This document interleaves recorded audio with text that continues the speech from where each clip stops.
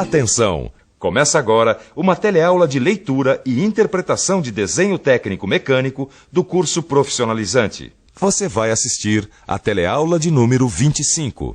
Bons estudos!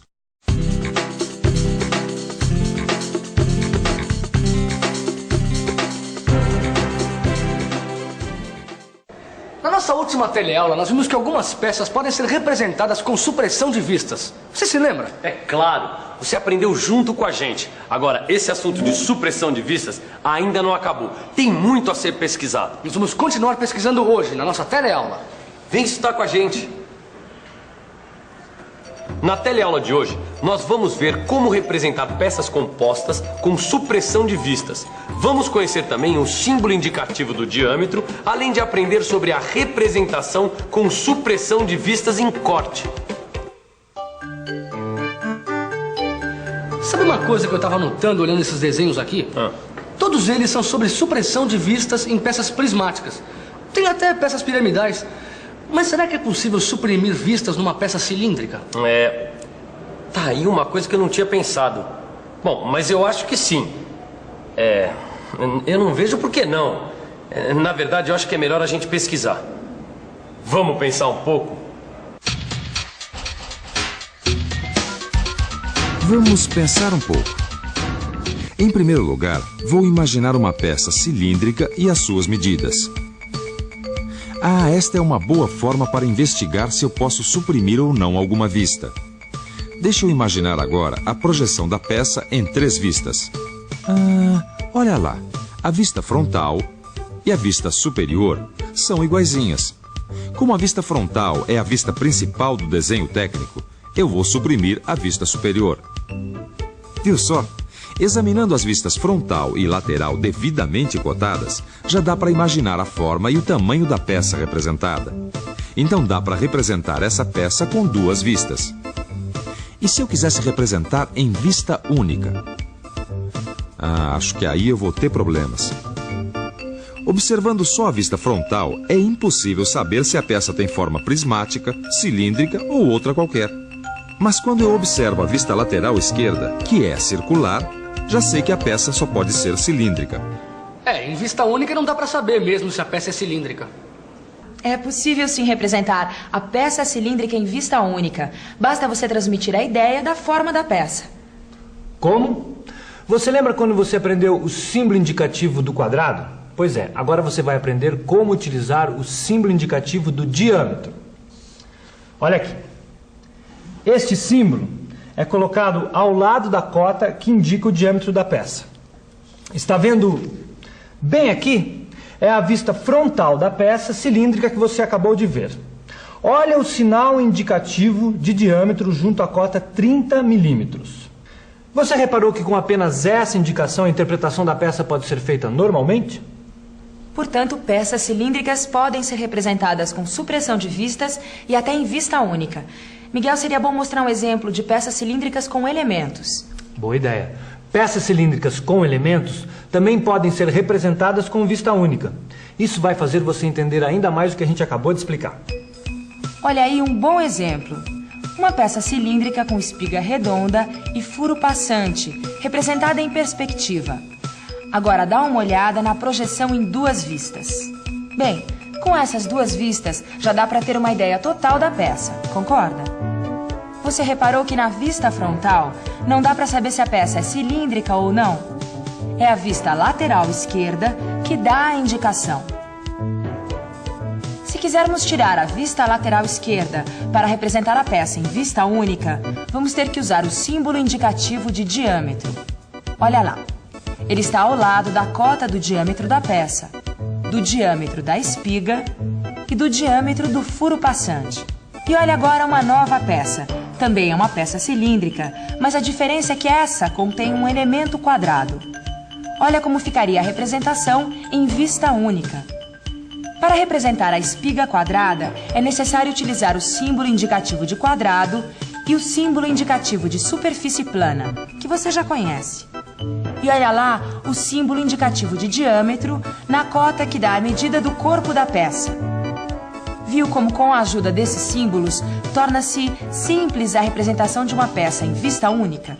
E esse mesmo raciocínio vale também para as peças cônicas. E peças cônicas com elementos.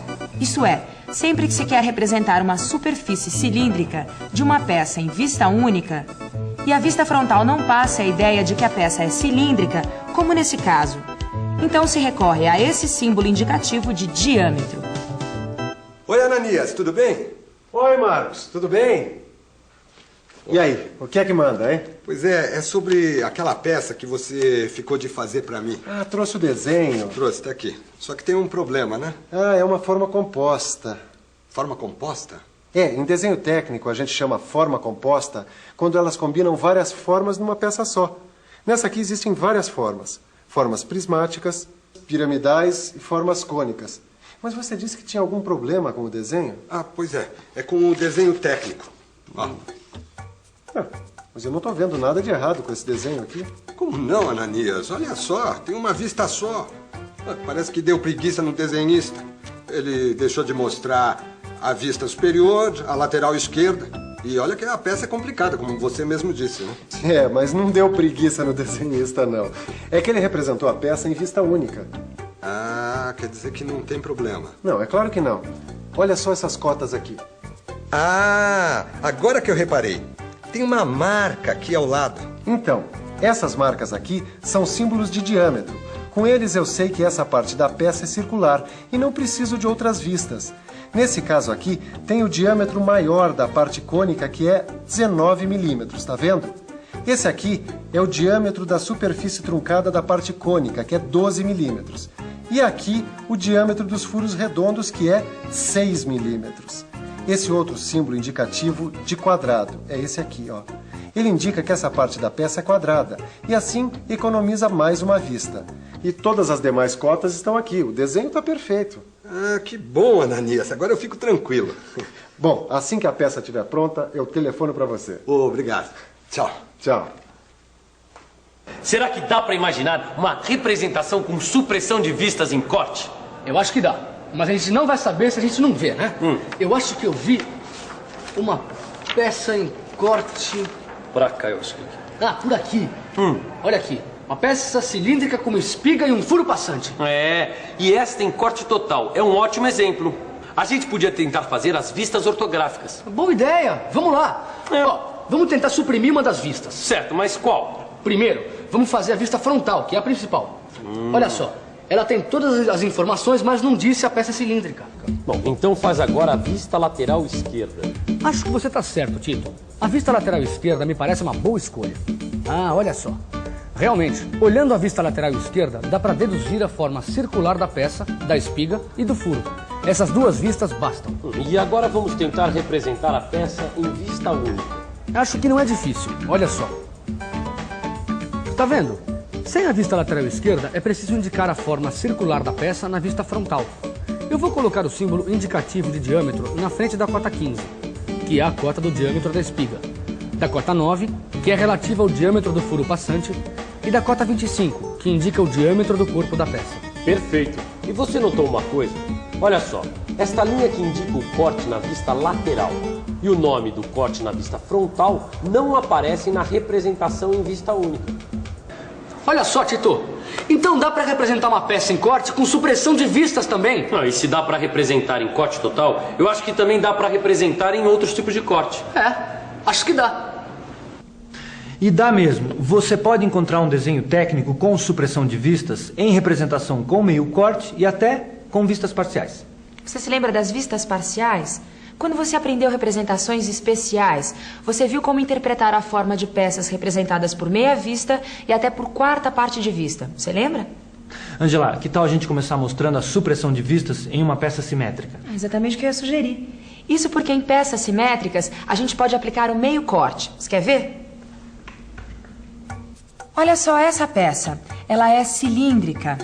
Você reparou também que ela é simétrica, tanto longitudinal quanto transversalmente? Agora, veja a representação ortográfica com supressão da vista superior. Ela não é necessária porque é igual à vista frontal. E preste bem atenção na vista frontal.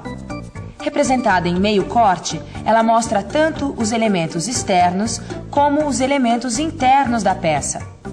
Já a vista lateral esquerda mostra a forma circular da peça, das espigas e do furo. E veja como ficaria em vista única.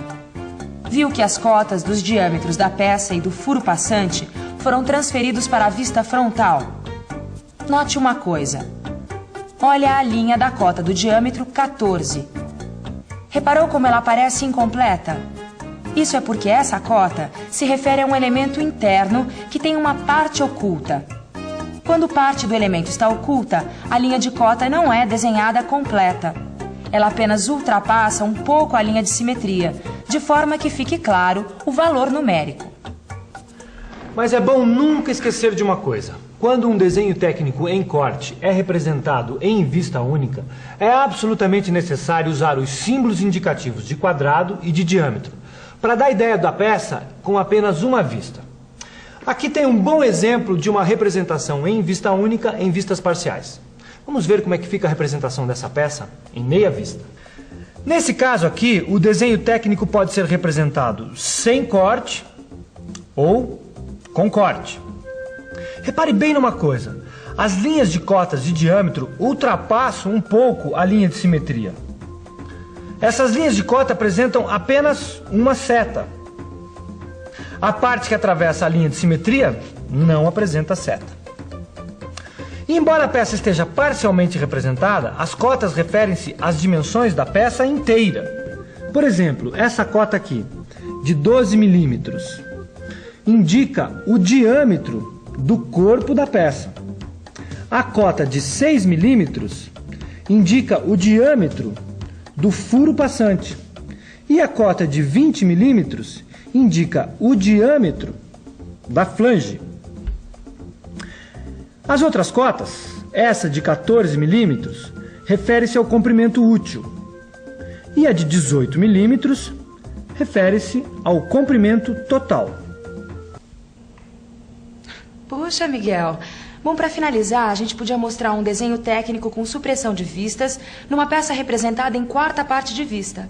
Mas eu não tenho nada desenhado aqui. Será que não tem alguma coisa arquivada no computador? Deixa eu ver. Ah, achei. Eu tenho aqui essa figura. É um disco simétrico com furos. Olha só como fica essa peça representada através de quarta parte de vista. O diâmetro da peça é 40 milímetros. O diâmetro do furo central é 12 milímetros. A cota que indica a distância entre furos menores opostos é 26 milímetros. O diâmetro dos 6 furos menores é 4 milímetros. A espessura da peça, indicada pela abreviatura ESP1, é 1 milímetro. Repare também que as duas linhas de simetria aparecem identificadas pelos 2 traços paralelos nas extremidades. E não esqueça que as representações através de vistas parciais mostram apenas partes do todo, mas as cotas indicadas nessas vistas referem-se às dimensões de toda a peça. Puxa, quando a gente começou a estudar esse assunto de supressão de vista, eu não imaginava que ia ter tanta novidade. É verdade. Por isso mesmo é que eu acho que está na hora de uma revisãozinha. Você não acha? E atenção, se liga aí que é hora da revisão. Na teleaula de hoje, você conheceu o símbolo indicativo do diâmetro e sua importância para representar peças cilíndricas em vista única. Aprendeu também supressão de vistas em peças cônicas, em peças com forma composta e, finalmente, representação com supressão de vistas em desenhos técnicos com corte. Para nós que trabalhamos com mecânica, saber ler e interpretar um desenho técnico é fundamental. Por isso, não deixe de praticar. No seu livro, você vai encontrar exemplos e exercícios que vão deixar você um craque. Pratique e até a próxima.